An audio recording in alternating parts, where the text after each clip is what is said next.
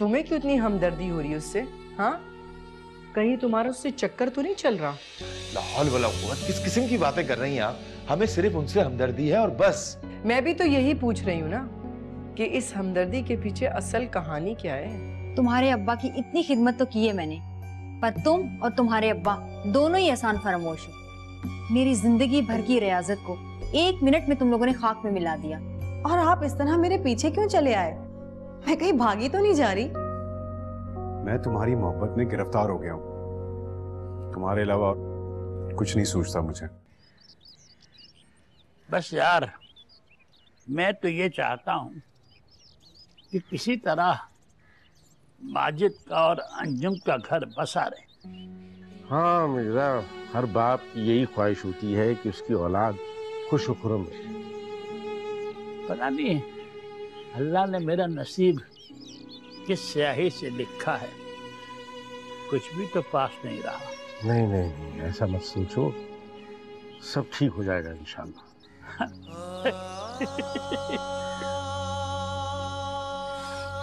अरे जवान बेटे का जख्म सीने पर लिए हुए हूँ और देखो जिंदा हूँ। हाँ, कैसा अच्छा बाप, एक बेटी का घर टूटने को है, एक बेटे को अपने हाथ से कब्र में उतारा है, दूसरा बेटा जेल की कोठरी में है। बड़ी खुशनसीब थी मेरी बीवी, चली गई सब कुछ देखने से पहले। कैसी खुशनसीब थी वो और कैसा बदनसीब हूं मैं। हाँ हाँ, नहीं ऐसा मत सोचो यार, तुम मजबूत हो, अल्लाह की मर्जी है, सब ठीक हो जाएगा। हाँ, सब ठीक हो जाएगा।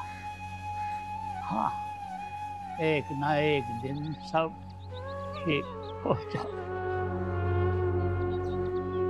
वैसे ये बताओ कि तुम्हारे अब्बा कहीं मुकर तो नहीं जाएंगे? किस बात से? यही कि वो बड़ा वाला मकान हमें दे दें। भाई ये हमारे रवैये पे मुनहसर है ना। अगर हमने उनके साथ अच्छा सलूक किया तो वो यकीनन वो घर हमारे नाम कर देंगे। भाई वो तो कितना बड़ा और खूबसूरत मकान है ना।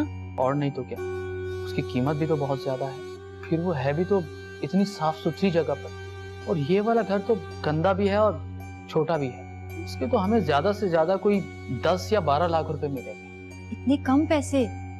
पर पहले तो तुम कुछ और कहते थे। मेरा ख्याल गलत था परवीन, ये मकान इतना महंगा नहीं और है भी तो वैसे गली के अंदर, और रंग भी तो देखो कितना खराब हो रहा है इसका। कुछ भी करो नहीं, कल सुबह हर हालत में अब्बा जी को यहाँ वापस लेकर आओ। वाकई कहती तो तुम ठीक हो। ऐसा ना हो कि उनका दिमाग फिर से पलट जाए और वो मकान अपने दोस्तों के नाम कर दे। तुम अब्बा जी को समझाओ कि क्या जरूरत है मकान को बेचने की या किसी ट्रस्ट के हवाले करने की। अगर ये दोनों चीजें हमें मिल जाएं तो कितना अच्छा हो ना।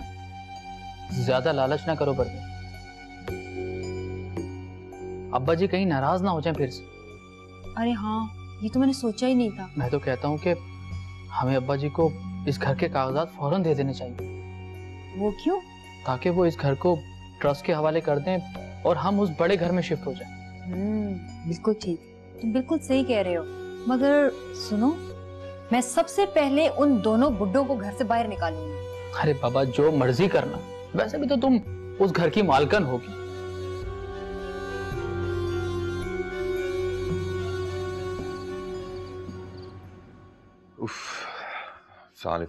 वालेकुम अस्सलाम। मिल गई फुर्सत आपको घर पे आने की? कहाँ आवारागर्दी कर रहे थे? असल में एक दोस्त के पास गए थे, वो बहुत परेशान थे, तो हमने सोचा कि उनके पास जाके उनकी परेशानी पूछी।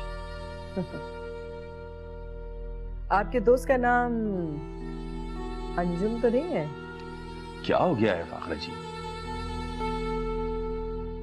आपकी हर बात आके अंजुम जी पे क्यों खत्म हो जाती है? इसलिए मैं जानती हूँ कि तुम्हारी डोर उसके हाथ में है। फाखरा जी, एक बात कहें आपसे, अगर हमें रत्ती बराबर भी अंदाजा होता ना कि शादी के बाद आप ये करेंगी, तो खुदा की कसम हम आपसे शादी नहीं करते।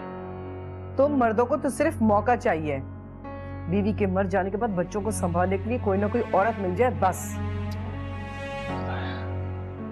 एक तो हमारी समझ में नहीं आता कि आप औरतों के पास ये बातें आती कहां से।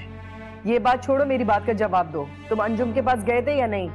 अगर गए भी थे तो इसमें क्या है? अंजुम जी हमारी बीवी है, हमारे बेटे की माँ है, हमारी इज्जत भी है और हमारी जिम्मेदारी भी। तो उसी के पास रहते ना, फिर मेरे पास आने की क्या जरूरत थी? आप भी हमारी इज्जत है। मैं भी तुम्हारी जिम्मेदारी हूँ, ये कहना तुम भूल गए हो।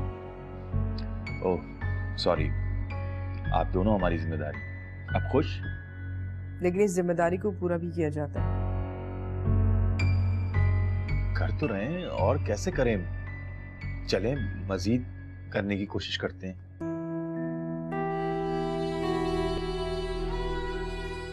लेकिन क्या तुमने ये सोचा है नहीं कि जब अब्बा जी को इस बात का पता चलेगा कि इंश्योरेंस कंपनी के पैसे मिलने वाले हैं, तो वो इनकार भी तो कर सकते हैं ना? क्या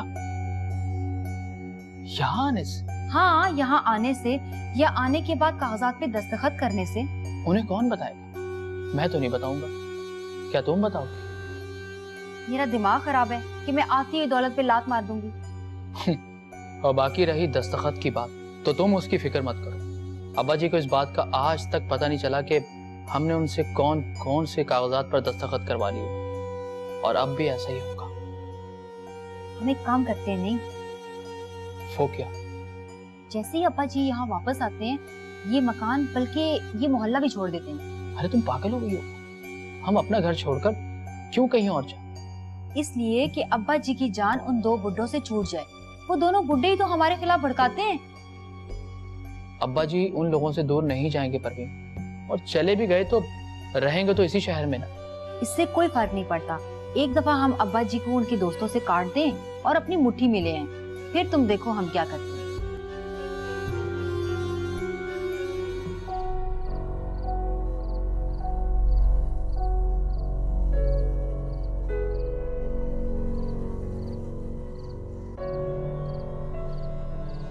अरे वाह सही वाह, मुख्तार सही ने घर में परियां बिठाई हुई हैं और हमें नजारे से भी रोकते हैं। चलो देखते हैं।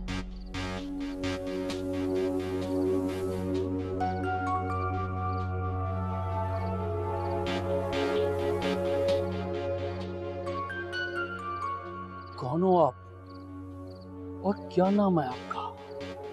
कौन हो तुम और क्या कर रहे हो यहाँ पे? तू मुझसे सवाल मत कर, बस अपना बता, कहां से आई है और यहाँ पे क्या कर रही है? मैं मुख्तार साईं से तुम्हारी शिकायत करूंगी। मुख्तार साईं से कर ले शिकायत। अरे इसी बहाने तेरी जबान से मेरा नाम तो निकलेगा।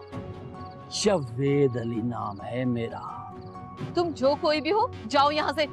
हाय, जमीन ने कदम पकड़ लिया है मेरे, चमकर रह गया हूँ, कैसे जाऊं रे? लगता है तुम ऐसे बाज नहीं आओगे। मान जाऊंगा, एक बार, सिर्फ एक बार प्यार से तो कह के देख। मैं अभी बात करती हूँ मुख्तार साईं से। खबरदार जो मेरे करीब आए।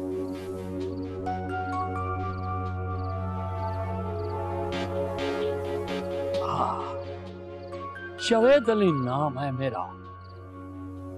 आखिर बकरे की माँ कब तक खैर मनाएगी? एक ना एक दिन छुरी के नीचे आना है रे।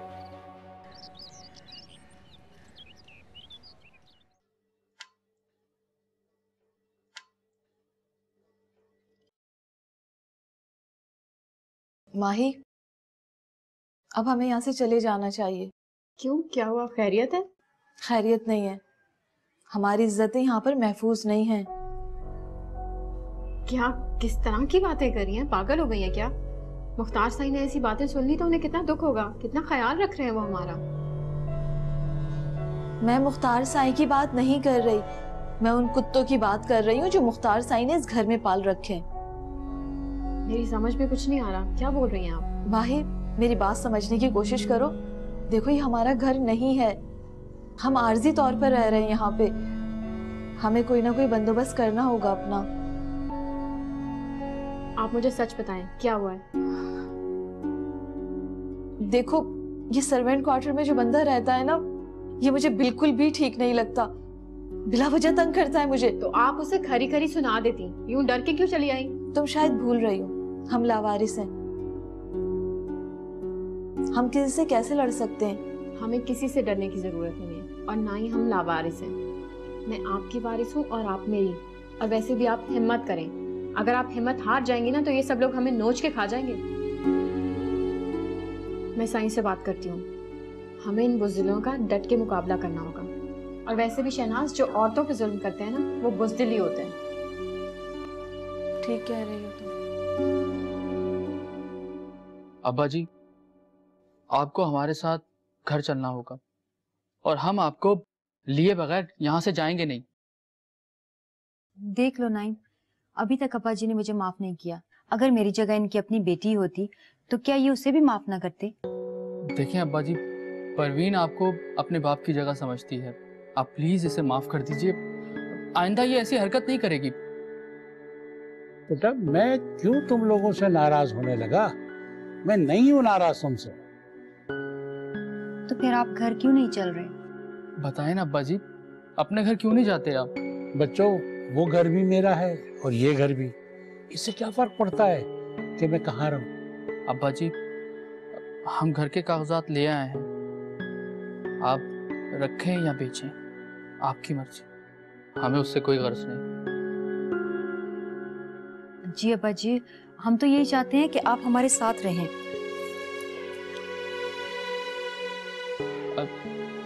ये लीजिए अब्बा जी, आपकी अमानत आपके सुपुर्द कर रहा हूँ। ये क्या कर रहे हो बेटा? अब्बा जी, इस घर को आप ट्रस्ट में दे दें, हमारे लिए बस आपका साया ही काफी है। अब्बा जी, अब तो आप हमारे साथ चलेंगे ना? क्यों नहीं जाएंगे भाई, मैं इनको साथ लिए बिना आप जाऊंगी भी नहीं।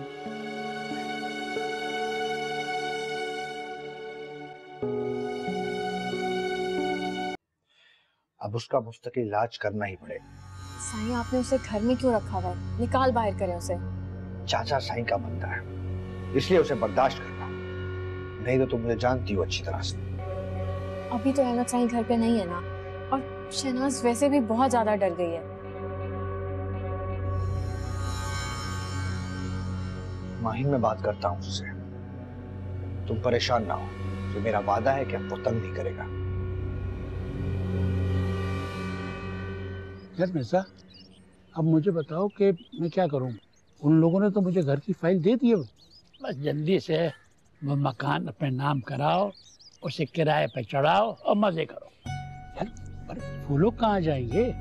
ये तुम्हारा मसला नहीं है। तुम्हारा बेटा जवान है, मजबूत है, जब उसने तुम्हारा ख्याल नहीं किया तो फिर तुम क्यों ऐसा सोच रहे हो? यार, है तो मेरी औलाद ना, कहाँ दरबदर होगा बेचारा। घर उसे ही किराए पे दो, 4 पैसे आएंगे ना तो तुम्हें भी अच्छा लगेगा। तो वो बात तो ठीक है, लेकिन कुछ नहीं, दिल को थोड़ा सा मजबूत कर लो, उनको उन्हीं के सिक्कों में अदायगी करो। देखो, अगर उनके दिल में लालच न होता तो कभी ये घर तुम्हें वापस ना करते। मैं जानता हूँ, हर बात तुम्हारी मानता हूँ, मगर इस दिल का क्या करूँ? बड़ा आसान है, घर उन्हें वापस कर दो और खुद दर बदर फिरो, बस। यार मिर्जा, खामखा गुस्सा हो रहा है, गुस्सा मत हो। जैसा तुम कहोगे मैं वैसा करूँ। देखो, मैं नईम का और उसकी बीवी का बुरा नहीं चाहता हूँ, मगर जैसा सुलूक उन्होंने तुम्हारे साथ किया है, मैं चाहता हूँ कि वैसा ही सुलूक तुम उनके साथ करो, फिर देखो।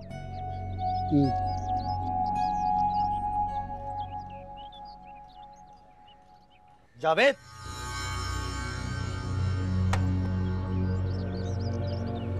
अस्सलाम वालेकुम मुख्तार साईं, मुझे यकीन था कि आप जरूर आएंगे।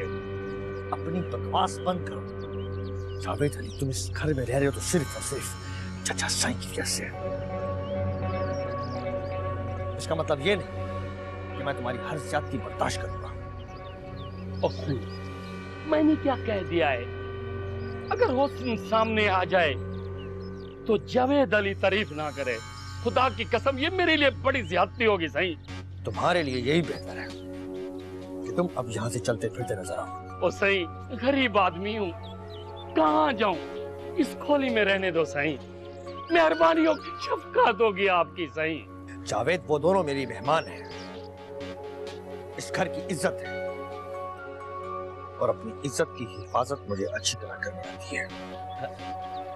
सही, मेहरबानी होगी आपकी, उस लड़की से मेरी शादी करवा दें। मैं भी कल्ला और वो भी कल्ली सही। अल्लाह पाक आपको जज़ाए खैर देगा सही। ये नेक काम में देर मत करो। जावेद, तुम होश में हो?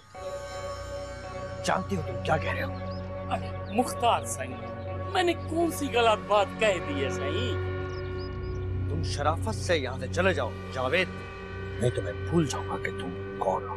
सही, आप कुछ भी नहीं कर सकते। आपको तो पता है ना कि मैं अहमद सही का बंदा हूं और वो अपने बंदों का हर तरह से ख्याल रखते हैं। अब्बा जी, 2-4 दिन इधर या 2-4 दिन उधर, इससे क्या फर्क पड़ता है? और नहीं तो क्या, आपके जाने के बाद पहली बार हमें एहसास हुआ कि हमारे घर की सारी रौनक ही आपकी वजह से थी। आप घर से क्या गए, जैसे घर से रोशनी ही चली गई। अब तो घर में बस एक सन्नाटा है और एक खामोशी जो कि हमें काटने को दौड़ती है। परवीन, मैंने इससे पहले तो तुम्हें ऐसी बातें करते नहीं सुना। पहले इस तरह कभी आपने भी तो नहीं किया था ना, मगर इस बार तो लगता है जैसे आपने हमें मार ही दिया हो। मैंने मार दिया? नहीं परवीन, ऐसा नहीं है। ये तो तुम लोगों का रवैया था, तुम दोनों का। मेरे दिल को तुम लोगों ने तोड़ कर रख दिया। पुरानी बातें दोहराने से फायदा परवीन? अब देखो ना, अब्बा जी राजी हो गए हैं। अब्बा जी ने हमें माफ कर दिया है और हमारे साथ घर चलने को तैयार हो गए हैं। यही हमारे लिए काफी नहीं? हाँ हाँ, मैं भी तो यही कह रही हूँ, मगर एक दफा फिर मुझसे गलती हो गई है। अब्बा जी प्लीज मुझे एक बार माफ कर दें। अब्बा जी अपनी बहू समझकर नहीं, अपनी बेटी समझकर माफ कर दें। अपने सलीम की माँ समझकर माफ कर दें। और ये बताओ, वो सलीम कहाँ है? कहाँ छोड़ा है तुम लोग उसको? अब्बा जी अब क्या बताऊं, कल रात से उसे बहुत सख्त बुखार है। क्या कह रहे हो? बुखार था उसे? और तुम लोगों ने क्या किया? उसे दिखाया किसी डॉक्टर को या नहीं? नहीं अब्बा जी, डॉक्टर के पास जाना था, लेकिन आपको मनाना भी जरूरी था।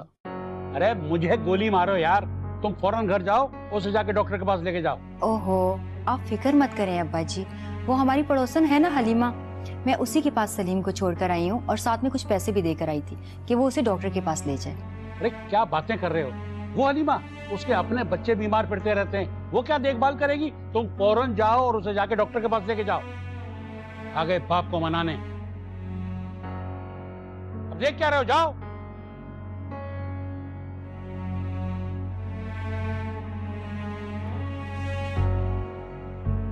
अरे नहीं नहीं, कैसी बातें कर रहे हैं आप? नहीं नहीं नहीं, अरे आप बेफिक्र रहें, हम मिलते हैं, थोड़ा सा टाइम मिल जाए हमें तो फिर हम निकाल के। अच्छा चले, अभी एक जरूरी काम से हम जा रहे हैं, फिर बात होती है। ओके, अल्लाह हाफिज। अल्लाह हाफिज। मैं काफी देर से देख रही हूँ, बड़े फोन पे मसरूफ है, खैरियत तो है? नहीं नहीं कुछ नहीं, वो एक दोस्त का फोन था, उससे ही बात कर रहे थे। जी जी, मैं बिल्कुल देख रही हूँ कि आजकल आप दोस्तों से बहुत ज्यादा फोन पे बातें करने लगे। क्या हो गया है फाखर जी? हम भी देख रहे हैं, बहुत दिनों से आपकी आदत जो है ना, वो शक की बढ़ती चली जा रही है। खामा का शक करती रहती हैं एक तो आप हम पर। मैं तुमसे कब से पूछ रही हूँ कि तुम किससे बातें कर रहे थे, तुम्हारे पास कोई जवाब नहीं है क्या? फाखर जी, क्या क्या मतलब है आपका इस बात का? जो तुम समझ रहे हो बिल्कुल वही है, ज्यादा बनने की जरूरत नहीं है। क्या अल्लाह किस अजाब में फंस गए हम। मतलब आपकी शक करने की आदत बढ़ती चली जा रही है दिन ब दिन। एक्चुअली तुम्हारा पिछला रिकॉर्ड सही नहीं है, इसलिए तुम पे नजर रखना जरूरी है। क्या मतलब? मतलब कुछ भी नहीं, मुझे कोयटा जाना है बहुत जरूरी काम से। तो जाए ना कोयटा, आपको विजिटर होगा। मैविश के होते हुए तो मैं कोयटा जा ही नहीं सकती। अरे फाखरा जी, हबीब नहीं आए हैं, हम हैं, आप क्यों परेशान हो रही हैं? आपको परेशान होने की जरूरत नहीं है। क्यों ना हो परेशान, मैं तुम लोगों को और महविश को घर में अकेला छोड़ के जा ही नहीं सकती। तो फिर क्या करें, आप ही बता दें। महविश से कहो वो अपने शौहर के पास चली जाए। वैसे भी अब उसका यहाँ पे रहना मुनासिब नहीं है। फाखरा जी, वो जाना नहीं चाहती। क्यों? जब उसका शौहर मौजूद है तो उसे क्या जरूरत है इधर उधर रहने की? अरे भाई, हबीब मियां भी तो है ना। मतलब ये कि वो हबीब से शादी करना चाहती है? अरे नहीं नहीं, और वैसे भी वो कैसे कर सकती हैं? वो पहले से शादीशुदा हैं। अगर तुम हबीब को महविश की शादी के बारे में नहीं बता सकते तो मैं बता देती हूँ। अरे नहीं नहीं फाखरा जी, क्या बात कर रही हैं आप? उनसे जिक्र भी मत कीजिएगा, ऐसा ना हो माइंड कर जाए वो। मुझे नहीं पता, बस जो कुछ भी करो महविश को यहाँ से भेज दो। मैं उसकी शक्ल भी नहीं देखना चाहती अपने घर में। अच्छा ठीक है, हम कोशिश करते हैं।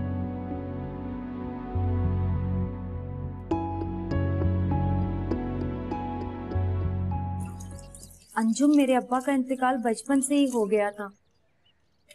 मैं बचपन से ही उनकी मोहब्बत और शफकत से महरूम रही, मगर जब शादी होके यहाँ आई तो अब्बा जी की मोहब्बत और शफकत देख के मुझे ऐसा लगा कि मुझे मेरा सगा बाप मिल गया। लेकिन अब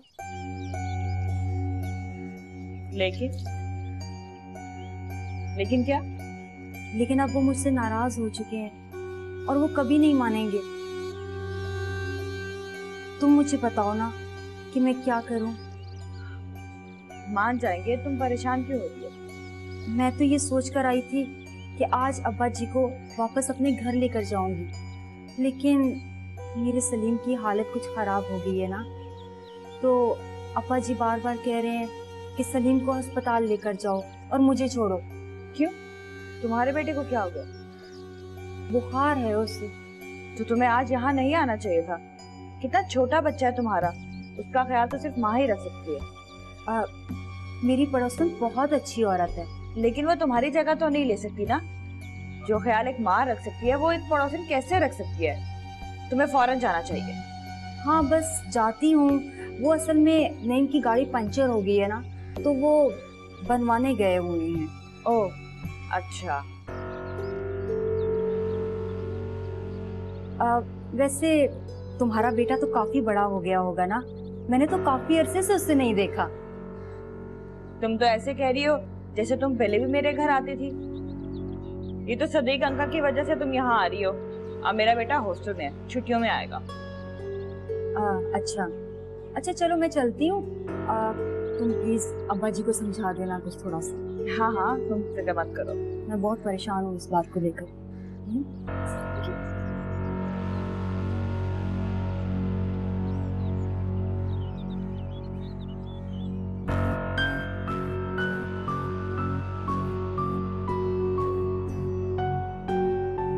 मैं अपना काम अधूरा छोड़कर कोयटा से यहाँ वापस आ गया और तुम हो के खुश होने के बजाय नाराज हो रही हो।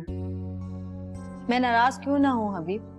हम नई जिंदगी शुरू करना चाहते हैं और उसके लिए हमें पैसों की जरूरत है हबीब। और आप अपना अधूरा काम छोड़कर चले आए।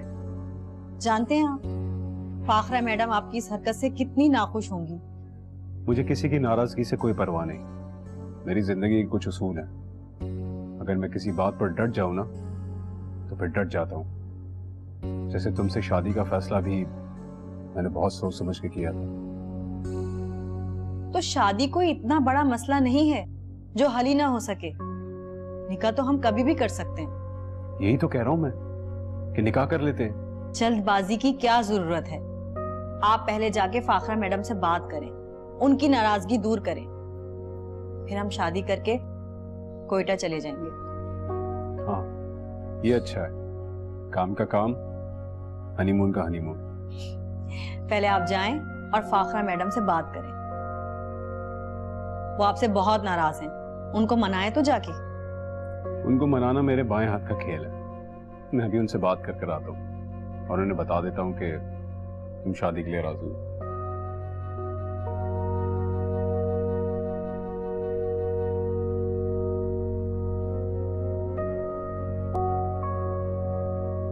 यार परेशानी की कोई बात नहीं है, ठीक बच्चा ही है, एक आध दिन में ठीक हो जाएगा। मौसमी बुखार है उसे। यार कमाल, तुम परवीन को जानते भी हो कि किस कदर लापरवाह है। वो यही देख लो कि उस मासूम बच्चे को पड़ोसन पे छोड़ के आ गई है और यहाँ आके बैठी बातें बना रही है। वो तुम्हें लेने आई थी। अरे यार, बाद में भी आया जा सकता था, और ऐसी कौन सी मेरी उनके दिलों में मोहब्बत उमड़ के आ गई थी। तुम चाहते क्या हो? जाना भी चाहते हो, बहू बेटे से नाना भी हो, झूठ बोल दिया है उससे डर भी रहे हो, और जान तुम्हारी पोते में अटकी हुई है। मेरी बात मानना है तो मानो, वरना जो मर्जी आए करो। यार मैं तो ये सोच रहा हूँ कि एक दो रोज के लिए वहां चला जाऊं। अरे ये सोच कर जाना कि तुम्हारी बहू तुम्हें वापस नहीं आने देगी। यार कैसे नहीं आने देगी? आखिर तुम लोग किस दिन काम आओगे? कोई भी बहाना बना के मुझे बुला लेना। वाह भाई वाह, यानी तुम्हारी खातिर तुम्हारे सारे झूठे सच्चे उल्टे सीधे काम हम करें। अरे यार, दोस्त ही दोस्त के काम आता है। अगर तुम आ जाओगे तो कौन सा एहसान करोगे? चोरी और ऊपर से सीना चोरी। वाह यार, एक आध दिन से कोई फर्क नहीं पड़ेगा। और देखो ना, अब तो ये घर की फाइल भी मुझे देगा। यार पहले घर अपने नाम करो, बाकी बातें बाद में। पोते की फिक्र मत करो, उसके माँ बाप उसको देख लेंगे ना। नहीं, अब्बा जी को अब घर लेकर ही जाएंगे। मुझसे अब ये बार बार मोहब्बत के जबरदस्ती के ड्रामे नहीं होंगे। और अरे मैं भी थक गया हूँ यहाँ सुबह शाम चक्कर लगा लगा के। ये सब तुम्हारी बदजुबानी और बेवकूफी की वजह से हुआ। हाँ हाँ, हर बात की जिम्मेदार तो मैं ही हूँ। और वो जो तुम्हारे अब्बा पैसों में डंडी मारते थे, वो सब क्या था? मैं नहीं मानता ये बात। अरे जिस शख्स के पास इतनी सारी दौलत हो, वो तुम्हारी ये दाल सब्जी में से 2-4 रुपए क्यों मारेगा? नहीं नहीं नहीं नहीं, ऐसा नहीं हो सकता, सवाल ही नहीं पैदा होता। अरे मेरे अब्बा जी ऐसी हरकत नहीं कर सकते। अब मुझे क्या पता कि वो क्यों करते थे ये सब। अरे अब्बा जी हमें देख के खफा होंगे कि इस तरह क्यों चले आए। अब ऐसा भी कुछ नहीं हुआ सलीम को। वो तो मैंने सुबह उनका दिल पिघलाने के लिए सलीम की बीमारी का शोशा छोड़ दिया कि शायद जज्बात में आके साथ चल पड़े। पर नहीं, तुम्हारे अब्बा तो बहुत सख्त दिल है। जरा सी मजाल है कि उनका दिल पिघला हो।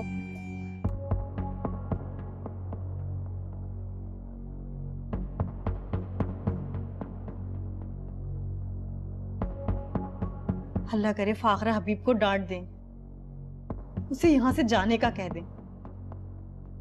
या अल्लाह, मैं क्या करूं? मेरा ख्याल है कि मुझे जमाल के पास चले जाना चाहिए। हाँ, यही मेरे लिए ठीक रहेगा।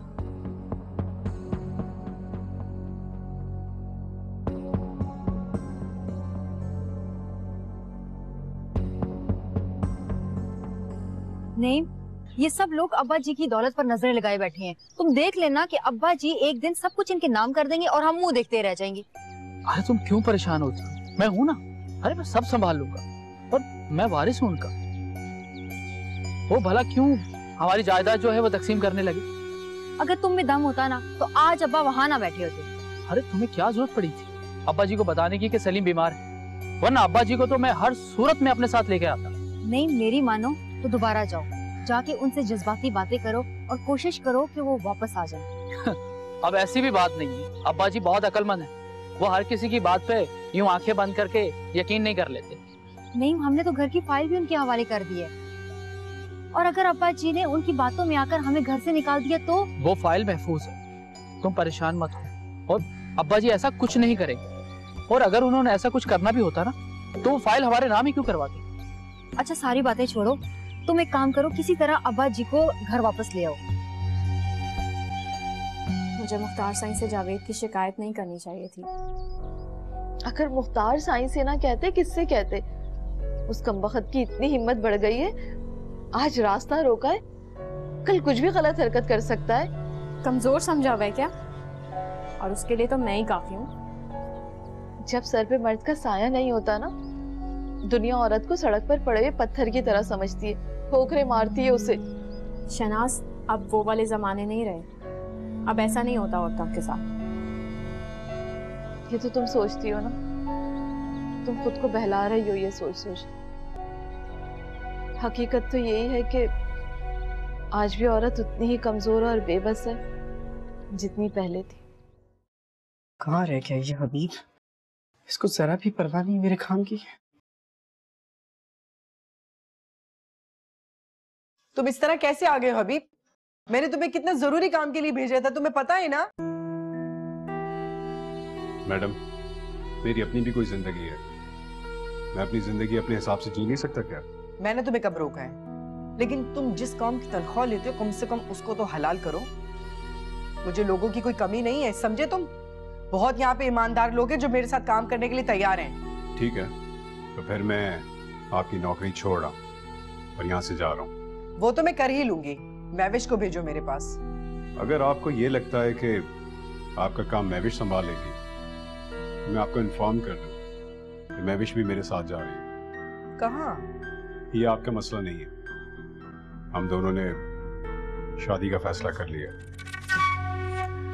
मैविश और शादी, वो सिर्फ तुमसे टाइम पास कर रही है। मैं आपको यही बताने आया था कि मैं और मैविश कोर्ट जा रहे हैं शादी करने। अच्छा ये तुम्हारी खुशफहमी है। नो प्रॉब्लम, दूर कर लो अपनी ये खुशफहमी और जाके कोर्ट मैनेज कर लो।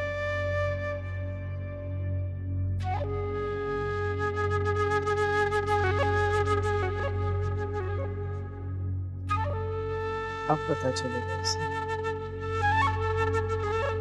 आजकल तुम्हें यहाँ के बहुत चक्कर लगाने पड़ रहे हैं और ऐसे में तुम्हारे काम का हर्ज भी हो रहा है। वैसे एक बात तो बताओ कि तुमने ऑफिस में कहा क्या है? अरे कुछ भी नहीं अंकल, बस बीवी की बीमारी का बहाना बनाया।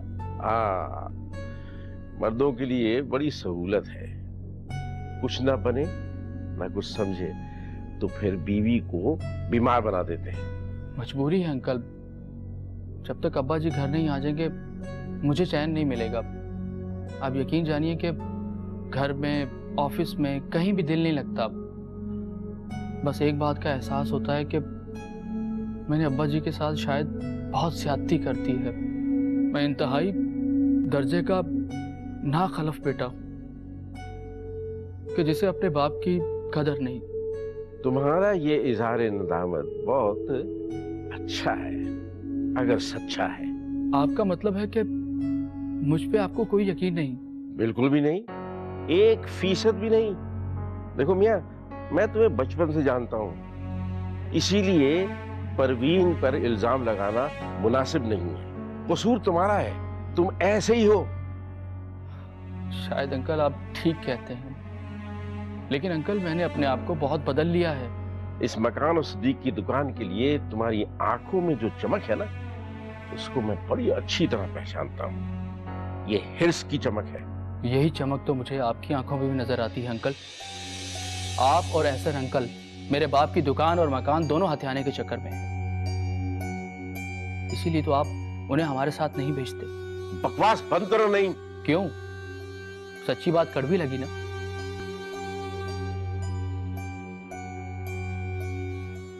मेरी तो जान ही अजाब में आ गई है माजिद साहब। एक तरफ जमाल मुझे अपने पास बुला रहा है, दूसरी तरफ हबीब मुझसे शादी की जिद कर रहा है। मेरी तो समझ में ही नहीं आ रहा मैं क्या करूं। ये कोई मैथमेटिक्स का सवाल तो है नहीं जो आपसे हल नहीं हो रहा। ये सीधी सी बात है, अपने शौहर की मौजूदगी में आप हबीब मियां से शादी तो नहीं कर सकती ना। तो बेहतर ये है कि आप जमाल के पास वापस चली जाएं। और हबीब? अरे हबीब मियां को छोड़ें, 2-4 दिन आपको ढूंढेंगे, उसके बाद चुप करके खुद ही बैठ जाएंगे। हाँ, लेकिन अगर आप यहाँ रहीं और यहाँ रहते हुए उनकी बात ना मानी तो जरा मुश्किल हो जाएगा। अच्छा, अब क्या ऐसा पॉसिबल नहीं है कि फाखरा मैडम मुझे कोयटा भिजवा दें? तो भाई वो आपको कोयटा क्यों भिजवाएंगी? वो तो खुद वहां किसी काम से जा रही हैं, आपको अपने साथ लेके क्यों जाएंगी? तो फिर मैं क्या करूं? प्लीज कुछ तो बताएं आप।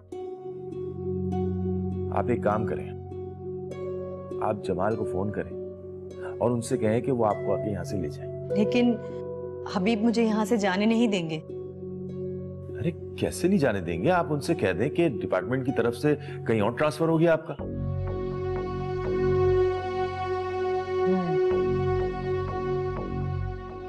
आप ठीक कह रहे हैं। ऐसे ही ठीक है। नईम कमाल के पास है और परवीन अंजुम के पास बैठी है। नईम बता रहा था कि सलीम की तबीयत सही नहीं है। लग तो नहीं रहा था, हो सकता है उन्होंने तुम पर जज्बाती दबाव डालने के लिए ऐसा किया हो। अरे नहीं मिर्जा, वो काहे को अपने सगे बेटे की बीमारी का बहाना करेंगे। सब चलता है मेरे दोस्त।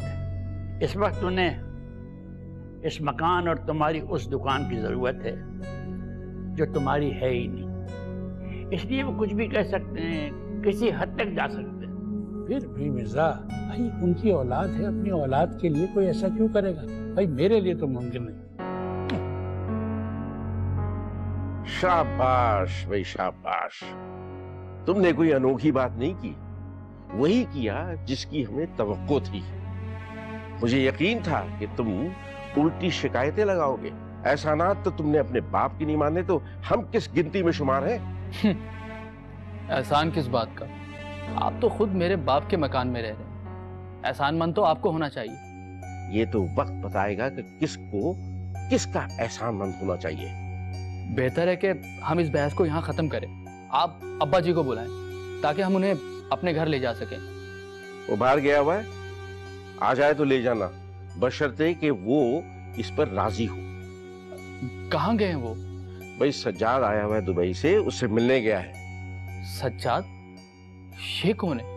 सज्जाद हमारा पुराना 15-20 साल का दोस्त है, दुबई में रहता है। भाई वहाँ उसका गाड़ियों और रियल एस्टेट का बड़ा बिजनेस है। कमाल है, अब्बा जी ने तो कभी जिक्र नहीं किया। भाई तुम यार, तुम्हारे पास टाइम ही कब था कि तुम अपने बाप की सुनते या सुनाते? तुम तो परवीन के प्यारे हो गए थे, उसकी बात मानते थे और उसी की सुनते थे। अब ऐसा भी नहीं है। मैं परवीन की सुनता जरूर हूँ, लेकिन करता वही हूँ कि जो मेरा दिल करता है और जो मुझे बेहतर लगता है। इसका मतलब ये हुआ कि तुमने ही फैसला किया था कि सिद्दीक को घर से बाहर निकाला जाए? वो मैं, हाँ, नहीं, आपको किसी ने गलत बता दिया होगा। तुम्हारे बाप ने बताया था। अब तुम लोगों को परेशान होने की जरूरत नहीं है। वो कोई ऐसी वैसी हरकत नहीं करेगा। आपके होते हुए हम कैसे परेशान हो सकते हैं साईं? आपने तो हमारा इतना साथ दिया, इतना तो कोई अपना भी नहीं करता। क्या तुम्हें ऐसा लगा कि मैं तुम्हारा अपना नहीं हूं? या मेरी किसी भी हरकत से तुम्हें ऐसा लगा कि मैं तुम्हें बोझ समझता हूं? नहीं साईं, आपने ऐसा सोच भी कैसे लिया? आप बहुत अच्छे हैं, बहुत मुखलिस। बिना किसी लालच, बिना किसी मतलब के आपने हमें सहारा दिया हुआ। तुम खुद को क्यों बेसहारा समझ रही हो माही? साईं, आप मेरी नौकरी की बात करें ना कहीं पे। मैं सारा दिन यूं घर पे बैठी बैठी बोर हो जाती हूँ। बल्कि हो सके तो शहनाज को भी किसी ऑफिस में जॉब लगवा दे। लेकिन क्यों? अभी मुख्तार खान के बाजुओं में इतना दम है कि लोगों को संभाल सकता है। मैं कब इनकार कर रही हूँ साईं? वैसे भी तालीम का कोई फायदा तो होना चाहिए ना, और खाली बैठने से वैसे भी शैतान दिल में वसवसे डालता है। अच्छा ठीक है, मैं देखता हूँ। साईं, नसरीन का क्या बना? आपके पापा से उसे भेज रहे हैं ना यहाँ पे? अच्छा बात तुमने याद करवा दिया। मैं बाबा साईं से फोन करके पूछता हूँ।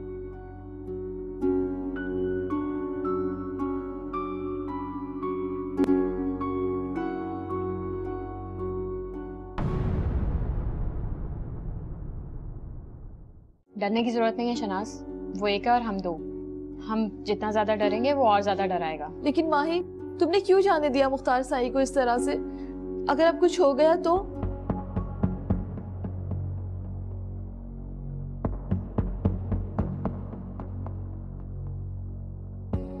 जल्दी करो, यहाँ से चलने की करो। मेरे कहने के मुताबिक माजिद ने हबीब को बातों में लगा के रखा है। खामोश, हमें इसकी इजाजत नहीं है, ऐसे ही चलना पड़ेगा। टुकड़े टुकड़े हुआ दिल